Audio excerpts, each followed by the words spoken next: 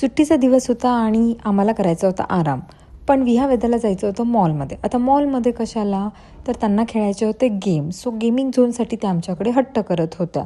आम्ही त्यांना समजवण्याचा प्रयत्न केला, पण आमच्या प्रयत्नांना काही यश आलं नाही. सो आम्ही निघालो मॉलमध्ये जायला. सो फायनली मॉलमध्ये पोहोचल्यानंतर गेमिंग झोनमध्ये गेलो. सगळीकडे बघितलं की कुठला गेम खेळायचा, कारण की तिथे भरपूर गेम होते आणि फर्स्ट कुठून स्टार्ट करायचं हे खरंच कळत नव्हतं, कारण की सगळे गेम खूप इंटरेस्टिंग होते. पण सगळीकडे फिरून आल्यानंतर फायनली आम्ही एका गेमकडे गेलो आणि ठरवलं की आता आपण हा गेम खेळायचा. सो विहावेदाने गेम खेळायला सुरुवात केली. खरं तर तिथे गेल्यानंतर आमचाही मूड फ्रेश झाला, आम्हालाही चांगलं वाटायला लागलं. त्याही मजा करत होत्या आणि मुलांना खरंच आनंदी बघून मस्तच वाटतं, त्यात काही डाऊट नाही. सो विहावेदा फुल एन्जॉय करत होत्या.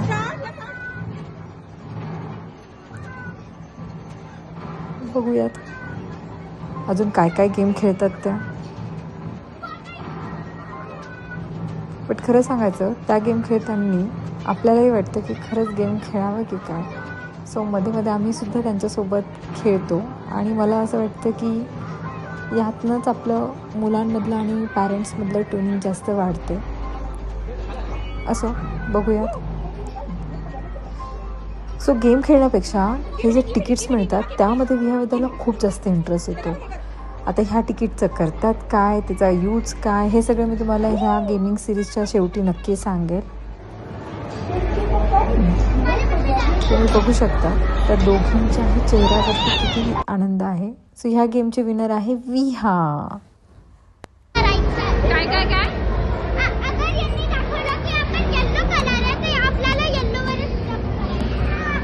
बेसिकली आता विहाने सेकंड गेम एक्सप्लेन केला, तो की मला कळाला नाही आहे बिलकुल.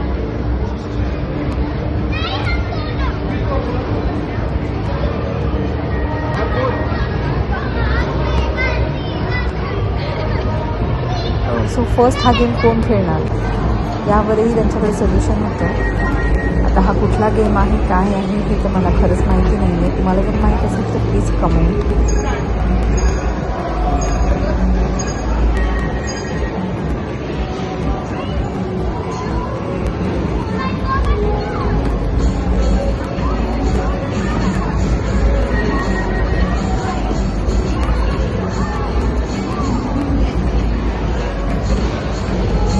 मुलांना असं खुश बघून पॅरेंट्सलाही आनंदच होतो.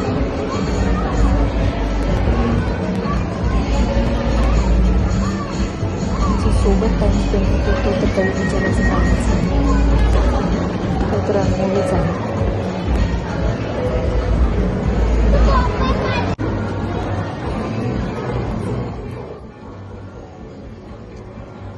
सो आता वेदाची टर्न आहे. बघूयात ह्या गेममध्ये कोण विनर होते ते.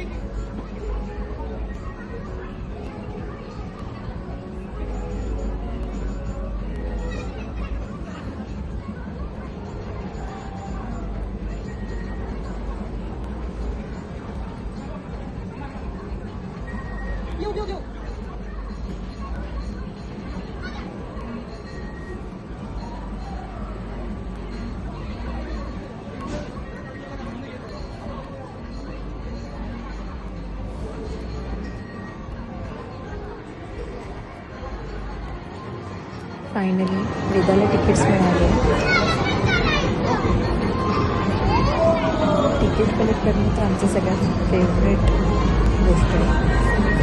बघूयात या गेमची विनर कोण आहे. वेदा, येस.